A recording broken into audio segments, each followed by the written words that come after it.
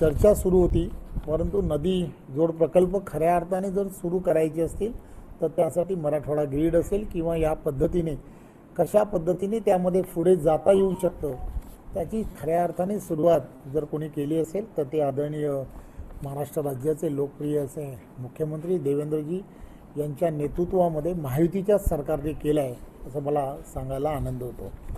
पायाभूत सुविधा या अधिक सक्षम झाल्या पाहिजेत, वाहतुकीच्या कोंडी या शहरांमधल्या संपल्या पाहिजेत, या दृष्टिकोनातून सुद्धा काम हे सरकारच्या माध्यमातून मोठ्या प्रमाणामध्ये सुरू झालं आहे। आपण सर्वजण जाणता की समृद्धी महामार्गाच्या माध्यमातून एक नवा असा मार्ग जो तयार झाला तो खऱ्या अर्थाने महाराष्ट्र सरकारला समृद्धीच्या दिशेने घेऊन जाणारा साबित झाला आहे। त्यामुळे असे काही मोठे प्रकल्प हे सर्व ठिकाणी सुरू झाले पाहिजेत या दृष्टिकोनापासून म्हणून शक्तीपीठ निर्माणाच्या संदर्भात सुद्धा महाराष्ट्र शासनाने निर्णय घेतला आहे आणि त्या दृष्टिकोनातून सुद्धा लोकांनी नियोजन हे सरकारच्या माध्यमातून होत आहे। वाढवण पोर्ट जे आहे, वाढवण पोर्ट याला मंजुरी दिली गेल्यामुळे आपण सर्वजण जाणता की वाढवण पोर्ट हे आशियामधलं असणारं सर्वात मोठं असं पोर्ट आहे। देशाचे पंतप्रधान नरेंद्र मोदीजी यांच्या नेतृत्वामध्ये या पोर्टच्या निर्मितीमध्ये फक्त ते पोर्टच निर्माण होणार नाही तर पालघर जिल्ह्याला एक वेगळ्या पद्धतीने आणि संपूर्ण देशाच्या असणाऱ्या जी आर्थिक जी आपण सुबत्ता ज्याला म्हणतो सुबत्ता आणण्यामध्ये त्याचं सर्वात मोठं योगदान हे यामध्ये होणार आहे। 10 लाखापेक्षा जास्त रोजगाराची निर्मिती ह्या वाढवण बंदर आणि त्याच्या असणाऱ्या आजूबाजूच्या जे परिसर आहे त्या परिसरामध्ये होणार आहे।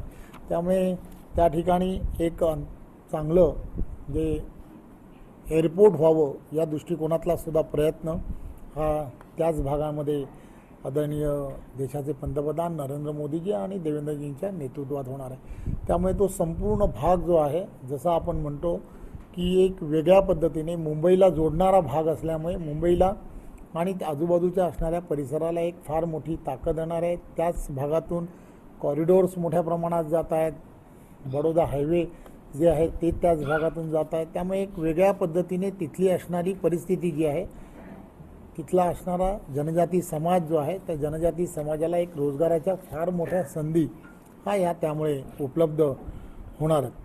जवळजवळ 238 मुंबई आणि मुंबई उपनगरामध्ये आपल्याला माहीत आहे की रेल्वे जी आहे ती अत्यंत महत्त्वाची अशी भूमिका त्याला धामिनी असं म्हटलं जातं, मुंबईला त्या रेल्वेला म्हटलं जातं। त्यामुळे या रेल्वेच्या असणाऱ्या ज्या लोकल्स डबे आहेत किंवा ज्या गाड्या ज्या आहेत त्या गाड्यांसाठी सुद्धा 238 नव्याने खरेदी करण्याच्या संदर्भातला निर्णय हा सुद्धा त्याच माध्यमातून घेण्यात आला आहे। नागपूरचा असणारा रिंग रोड जो आहे त्यालासुद्धा जवळजवळ 13,000पेक्षा जास्त कोटी रुपयेची मंजुरी करण्यात आली आहे। त्याचबरोबर त्या ठिकाणी आंतरराष्ट्रीय असं व्यापार आणि वित्तीय केंद्र तयार व्हावं या दृष्टिकोनातून सुद्धा 6,500 कोटीपेक्षा जास्त ही मंजुरी देण्यात आलेली आहे। असे अनेक प्रकल्प जे आहेत की जे प्रकल्प हे इन्फ्रास्ट्रक्चरमध्ये करण्याचा विचार केला गेलेला आहे। देश विदेशातील प्रत्येक घडामोडींचे लाईव्ह अपडेट मिळवण्यासाठी आता साम टीव्हीच्या सर्व सोशल मीडिया प्लॅटफॉर्मला लाईक, फॉलो आणि सबस्क्राईब करा। तसंच सर्व नोटिफिकेशनसाठी बेल आयकॉन प्रेस करायला विसरू नका।